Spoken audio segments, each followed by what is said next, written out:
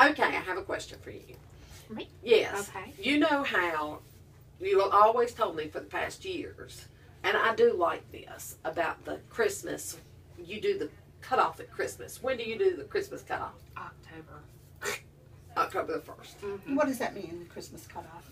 That means that it doesn't matter where we are with my children, if we're in the grocery store, if we're at the mall, they know they can look all day long, but they better not ask me for anything because I buy them nothing after October.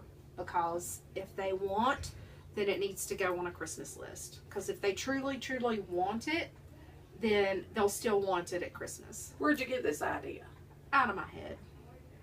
Well, you didn't give it to my daughter-in-law, did you? No, I didn't. Because she all of a sudden came up with this idea. Now, I keep my grandsons about almost every weekend, every few weekends, and they love to ask me for stuff. And you know, boys now, they have to wear their uniforms to school, so all they want is socks. And you can get socks. Those Nikes that come up to here. Absolutely. Mm-hmm. You can get socks for $8. Oh, but their daddies won't let them. Their daddy won't let them wear them up to there. They have to have the short ones. Well, yeah. Anyway, so they want socks. Well, she told me that they could have nothing else. She was cutting them off October the 1st. And I told her I love the idea. I think it's a fabulous idea for the parents. But I'm the grandma. So how's that work for your... I don't set any limits with grandparents because, you know, you're a grandparent. If you want, then that's your prerogative. But it's just like they know rules at my house are different from rules at their other parents' house or different from rules at their grandparents' house.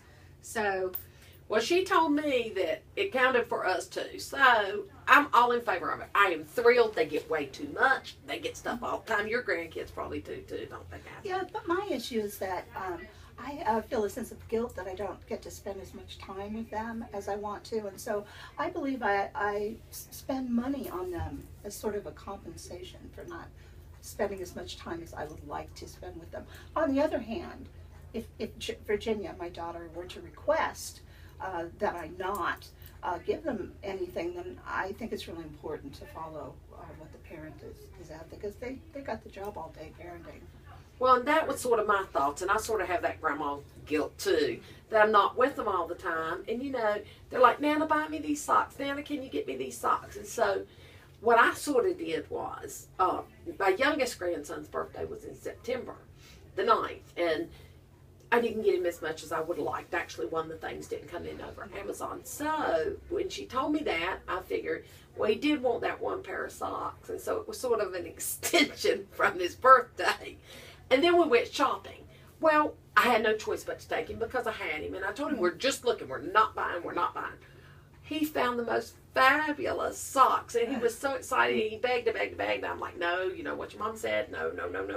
And it gives us such joy. Oh, my God. So much joy to indulge our children. Rather than giving them stuff when you're with them, since you say you're not with them as often as you would like, why don't you plan experiences that they'll remember? Because as much as they love the socks or the baby doll, it's going to end up in a pile. Whereas an experience of going to a play or going skating or something of that nature it's going to be a memory for them. Well, we do that too, but they beg. And it's a learned behavior. It is. We thought them to beg. Listen. This is what you say. No. We'll have to practice that one. Practice it with me. Let Ready? me watch your lips move when you say that. No.